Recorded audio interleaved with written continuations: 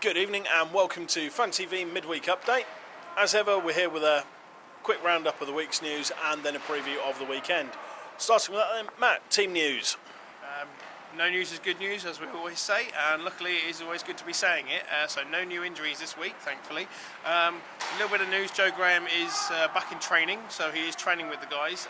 So he is on the ice, but he's not playing games at the moment. So at least his recovery seems to be on track, but no ETA at the moment for his return to games. Okay, well that's it for the Phantoms, mercifully short this week, and on to news from around the league. Dean Holland. It was revealed late last week that Dean had left his two-way contract with the Whitley Bay Warriors and the Elite League Dundee Stars. Almost immediately, rumours that he was coming to the EPL and rumours that he would in fact sign for the Guildford Flames. Rather joking rumours, to be honest. However, joke became reality early this week as it was announced that Dean Holland had signed for the Guildford Flames. He's going to be there now really for the rest of the season. So that'll be interesting to watch. I mean, he's played the EPL before. He's played with Manchester, which he left because of the travelling. He's played for Telford, who he left because of the travelling. So let's see how he fares further south. Matt, some news about Thomas Wojcik as well. Yes, as ever. No, actually, we have got no news actually about Thomas Wojcik. He, at the time of recording, at least anyway, he has not been gassed by Swindon, so will not be returning with his fourth team this season to Breton.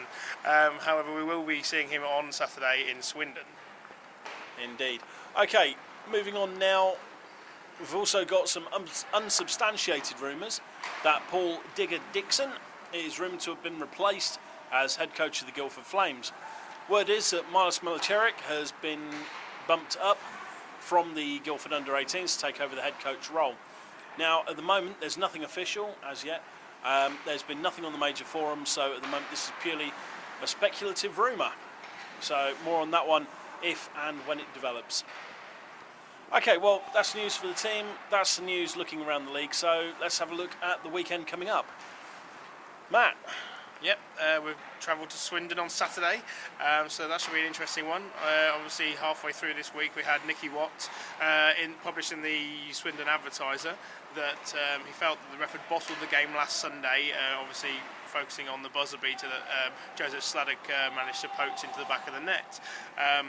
Obviously, I think there's a lot of speculation around that. But I think most Phantoms fans are pretty certain that it was a good goal and easily beat the buzzer. So.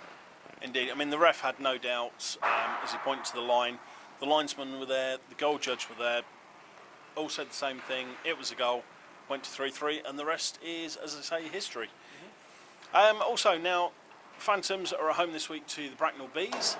Matt, more about the Bees. What's to say about the Bees? Well, actually, Phantoms were actually the first team to take any points from the Hive this season.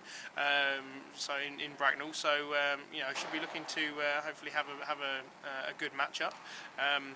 Not only that, I think both teams have had time to develop, so it should be interesting to see how things come together, because that was fairly early on in the season. But generally, Bees have been quite impressive this season. They're riding fairly high, I think punching a little bit above their weight, but that's not a criticism. And having narrowly missed out on the playoffs last season, they then went on a bit of a signing rampage and signed guys like Ollie Bronneman and Marcel Petran, and obviously Swittle and Massa from the Flames. So they've got a fairly good kind of basis there of a team that to build on. Excellent. I think the general opinion around the league has been they've got some solid imports who are putting up some good numbers and a pretty good Brit core there. So moving on then, who would be the ones to watch this weekend, do you think? Right, okay, I think you've got to start firstly right at the back. So, Carl Ambler, or Scrambler Ambler, as he's probably more affectionately known.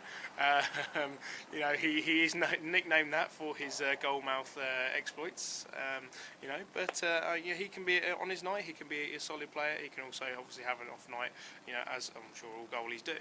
Then obviously you've got former Phantom Andy Monroe, who left us just after the treble season, and has done the rounds a little bit, elsewhere, but he's still a solid guy. So I think he'll definitely be one to watch.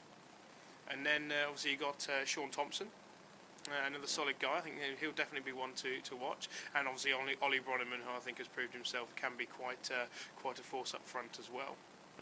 I suppose really, I mean that's looking on one side of the Bees.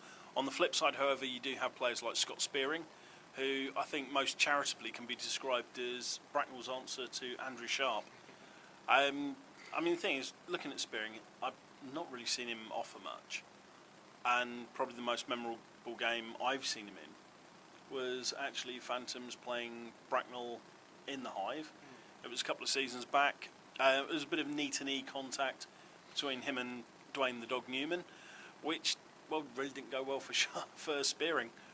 I mean, you can argue who initiated that, whether it was Scott Spearing, who certainly appeared to drop his knee first, or Newman. But, Newman took two for the kneeing, sat in the box for 2 minutes and skated out afterwards, whereas Spearing didn't return to the ice.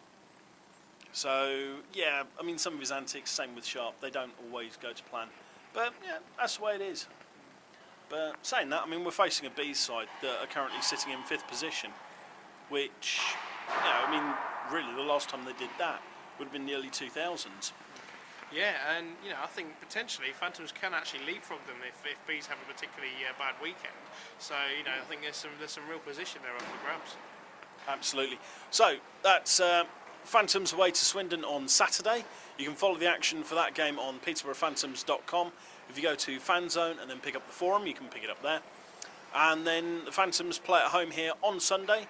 Planet Ice in Breton, 5:30 PM face-off. So again, turn up nice and early, grab your seats, and we'll see you here. Matt? That's right, so tickets £12 in advance, £13 on the door. So face off 5:30, like you say, and yes, we shall see you here. So I think that's all from us for tonight, though, Dan. Thanks very much for joining us, and we'll see you Sunday. Yep, good night.